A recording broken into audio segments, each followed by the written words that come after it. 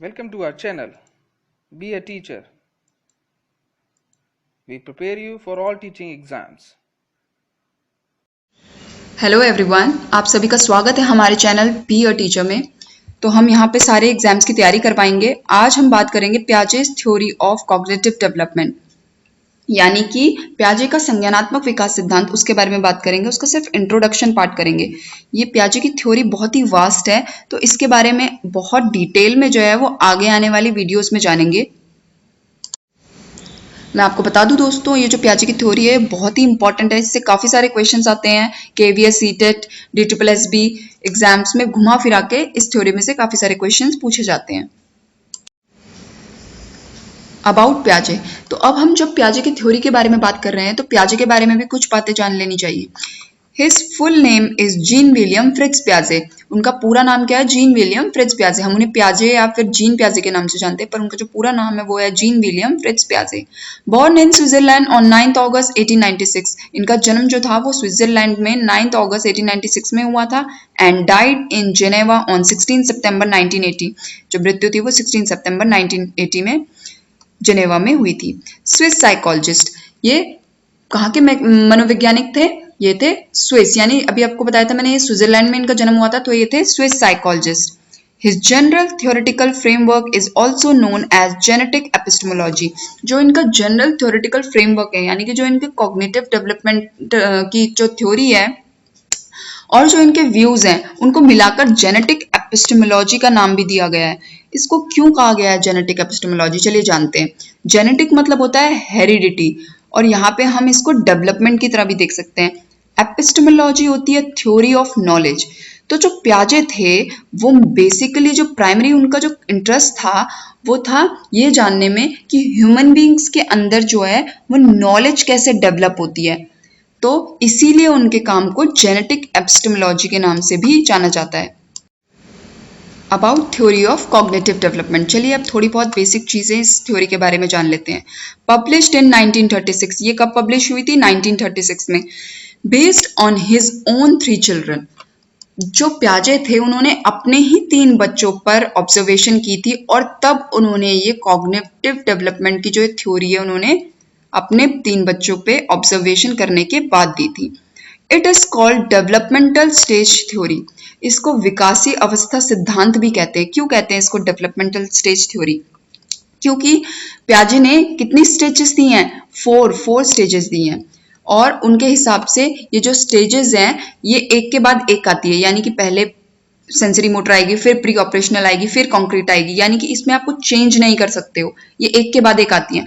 इसलिए इनकी थ्योरी को डेवलपमेंटल स्टेज थ्योरी यानी कि विकासी अवस्था सिद्धांत भी कहा जाता है। Child constructs his own knowledge through experiences. पियाजे के अनुसार जो बच्चा है वो अपनी नॉलेज को खुद कंस्ट्रक्ट करता है, खुद बनाता है अपने एक्सपीरियंसेस से। जैसे जैसे वो एक्सपीरियंसेस लेता है उसकी नॉलेज जो है वो खुद कंस्ट्रक्ट होती रहती है। Child is an active learner. जो बच्चा है वो सक्रिय होता है, यानी कि वो एक्टिव होता है, वो एक्टिवली अपने एनवायरनमेंट पे काम करता है और चीजों को सीखता है। 3 मेजर कंपोनेंट्स, इस थ्योरी के जो 3 मेजर कंपोनेंट्स हैं उनकी बात करते हैं। पहला कंपोनेंट है schema, building blocks of knowledge. Schema को बिल्डिंग ब्लॉक्स ऑफ नॉलेज भी कहा जाता है। इस पर क्वेश्चन भी आया हुआ है एक बार, बिल्डिंग ब्लॉक्स ऑफ नॉलेज किसे कहा जाता है? स्कीमा को कहा जाता है। और a set of linked mental representations of the world, और एक कुछ हमारे दिमाग में कुछ आइडियाज होते हैं, कुछ थॉट्स होते हैं, तो उनको ही स्कीमा कहा जाता है। Which we use both to understand and to respond to situation, जिनका इस्तेमाल हम अपनी किसी सिचुएशन को समझने के लिए और उनको रिस्पॉन्ड करने के लिए करते हैं। Adaptation process, equilibrium, disequilibrium, assimilation and accommodation, इसकी बात आगे करेंगे। अडेप्टेशन जो होता है यानी कि अनुकूलन की प्रक्रिया, यानी कि बच्चा अपने आप को बाहरी एनवायरनमेंट में कैसे एडजस्ट करता है, अपने एनवायरनमेंट में कैसे एडजस्ट करता है, उसको ही अडेप्टेशन प्रोसेस कहते हैं। इसके बारे में अभी आगे बात करते हैं। दी 4 स्टेजेस ऑफ डेवलपमेंट, और जो 3rd मेजर कंपोनेंट है वो है जो 4 स्टेजेस हैं डेवलपमेंट की, sensory motor, pre operational, concrete operational and formal operational. तो इसके बारे में भी आगे आने वाली वीडियोस में जानेंगे। चलिए अभी आगे बात करते हैं। अभी अडेप्टेशन प्रोसेस की बात की थी मैंने, अनुकूलन की प्रक्रिया, जो कि एक मेजर कंपोनेंट है पियाजे की थ्योरी का। तो चलिए जानते हैं schemas. Schemas are building blocks of knowledge that help us to interpret and understand the world. Schemas हमारे दिमाग में प्री एग्जिस्टिंग आइडियाज होते हैं, जो थॉट्स होते हैं बाहरी दुनिया को लेकर, उनको ही स्कीमास कहा जाता है। उनको बिल्डिंग ब्लॉक्स ऑफ नॉलेज भी कहा जाता है, क्योंकि वही हमको बताते हैं कि हमको किसी सिचुएशन में या किसी भी उसमें हमें कैसे रिस्पॉन्ड करना है, उसको कैसे इंटरप्रेट करना है, उसको कैसे समझना है, वो हमारे जो दिमाग में जो स्कीमास होते हैं वही हमको बताते हैं। एसिमिलेशन। एसिमिलेशन क्या होता है? The process of taking in new information into our previously existing schema is known as assimilation. Assimilation होता है मतलब कि हमारे दिमाग में कुछ स्कीमास होते हैं, कुछ आइडियाज होते हैं, उनमें जब हम कुछ न्यू इन्फॉर्मेशन को ऐड कर देते हैं, जोड़ देते हैं बिना किसी परेशानी के या फिर बिना किसी उसके, तो वो एसिमिलेशन कहलाता है। तो एसिमिलेशन का मैं आपको एक एग्जाम्पल देती हूँ।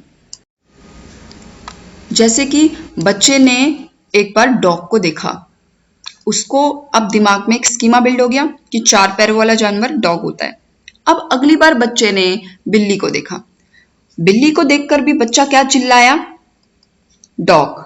तो यानी कि उसने उसको भी क्या मान लिया? डॉग। तो उसने वो एसिमिलेट कर रहा है उस चीज को, तो ये हो गया एसिमिलेशन। अब एकोमोडेशन की बात करते हैं। एकोमोडेशन इन्वॉल्व्स ऑल्टरिंग और चेंजिंग एग्जिस्टिंग स्कीमास और ideas as a result of new information और न्यू एक्सपीरियंसेस। एकोमोडेशन होता है अपने आइडियाज में यानी अपने स्कीमाज में कुछ बदलाव लेकर आना। जब बाहर से कोई इंफॉर्मेशन आती है तो हमारे आइडियाज में, हमारे स्कीमाज में जब हम चेंज लेकर आते हैं तो उसको एकोमोडेशन कहते हैं। आप लोग एसिमिलेशन और एकोमोडेशन में कंफ्यूज मत होइएगा। एसिमिलेशन मतलब होता है कि आपने जो बाहरी इंफॉर्मेशन थी, न्यू इंफॉर्मेशन थी, उसको स्कीमा में बस जोड़ दिया, उस यानी कि बाहरी इंफॉर्मेशन को अपने स्कीमा के हिसाब से इंटरप्रेट कर दिया। जैसे कि बच्चे ने डॉग को देखकर, जैसे बच्चे ने बिल्ली को देखकर भी क्या बोला? डॉग, क्योंकि उसके दिमाग में पहले से ही स्कीमास थे कि 4 पैरों वाला ऐसा जानवर जो होता है वो डॉग होता है, इसलिए उसने बिल्ली को भी देखकर डॉग ही बोला। Now accommodation. अब एकोमोडेशन क्या है, इसका एग्जाम्पल देती हूँ। बच्चे ने उस बिल्ली को देखा, वो डॉग बोला, तो अब जो बच्चे की जो मम्मी थी, जो मदर थी, उन्होंने बोला नहीं बेटा, ये जो है ये बिल्ली है, इट इज अ कैट, ये कैट है, ये डॉग नहीं है। अब बच्चे क्या जो है क्या किया बच्चे ने? जो न्यू इंफॉर्मेशन उसको प्रोवाइड की गई थी उसको अपने एग्जिस्टिंग स्कीमाज में, मतलब जो उसके दिमाग में पहले से ही आइडियाज है उसमें फिट करेगा। तो फिर क्या होगा? एकोमोडेशन। इस प्रोसेस को क्या कहते हैं? एकोमोडेशन। यानी कि जो बच्चा है उसने अपने एग्जिस्टिंग स्कीमाज में चेंज लाकर क्या किया? न्यू इंफॉर्मेशन को फिट कर लिया।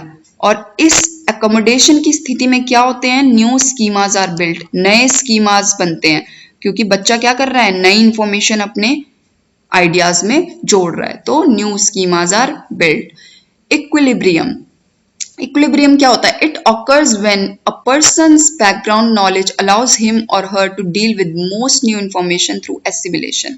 अब मैं आपको बताती हूँ। इक्विलिब्रियम होता है जब बच्चा क्या करता है, उसकी जो पहले की जो नॉलेज होती है वो उसको अलाउ कर देती है बाहर की इंफॉर्मेशन के साथ में डील करने में। जैसे कि एसिमिलेशन में हमने देखा था, क्या हुआ था? बच्चे को बाहर से कोई इंफॉर्मेशन मिली, उसने क्या किया? अपने ही आइडियाज का यूज करके, अपने स्कीमास का यूज करके उस कैट को क्या कह दिया? डॉग कह दिया। तो क्या हो गया यहाँ पे? बच्चा इक्विलिब्रियम की स्टेज पे आ गया कि हाँ यार, ये तो जो है इसको भी क्या कहते हैं? डॉग कहते हैं। पर अब अगर बच्चे की मदर ने उसे बोला कि नहीं बेटा, ये क्या है? ये कैट है, ये डॉग नहीं है, it is a cat, it is not a dog. तो बच्चा क्या, कौन सी सिचुएशन में पहुंच जाएगा? Disequilibrium. It refers to our inability to fit the new information to our existing schemas. यानी कि बच्चा जो है अब नई इंफॉर्मेशन को अपने एग्जिस्टिंग स्कीमास में फिट नहीं कर पा रहा है। वो तो कह रहा है नहीं, 4 पैरों वाला जानवर जो होता है वो तो डॉग ही होता है। अब वो क्या कर पा रहा है? उसको फिट नहीं कर पा रहा है, पर उसकी मदर ने उसको समझाया और फिर वो क्या करेगा?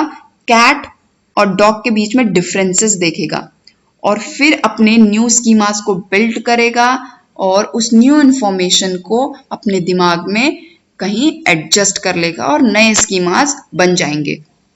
तो बच्चा फिर से कौन सी स्टेज पे पहुंच जाएगा? इक्विलिब्रियम की स्टेज पे पहुंच जाएगा, क्योंकि अब उसको समझ में आ गया है कि कैट और डॉग के बीच में क्या डिफरेंस होता है।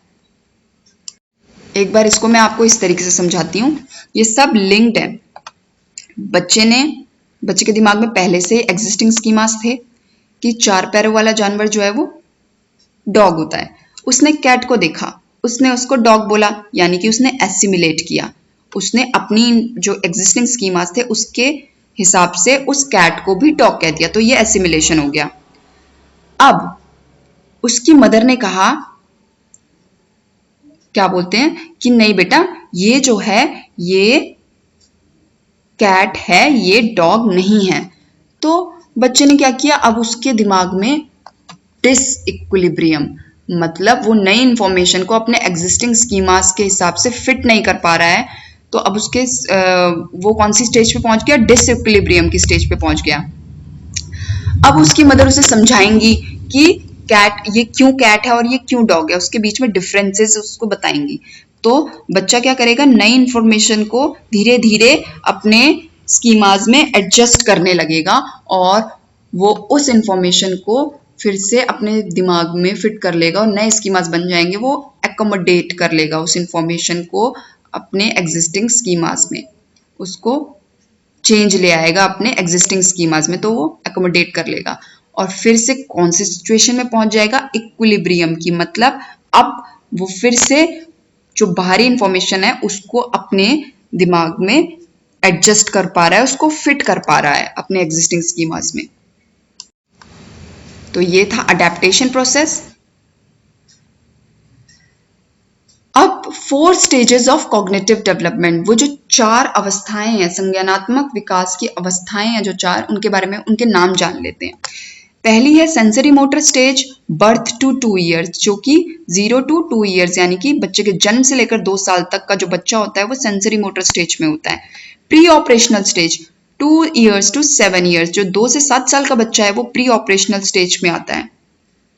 कॉन्क्रीट ऑपरेशनल स्टेज 7 से 11 साल का जो बच्चा है वो कॉन्क्रीट ऑपरेशनल स्टेज में आता है। फॉर्मल ऑपरेशनल स्टेज 11 ईयर्स से लेकर एडोलेसेंस और एडल्टहुड तक जो भी होते हैं वो फॉर्मल ऑपरेशनल स्टेज में आते हैं। Thank you for watching the video. For more videos subscribe to our channel, be a teacher.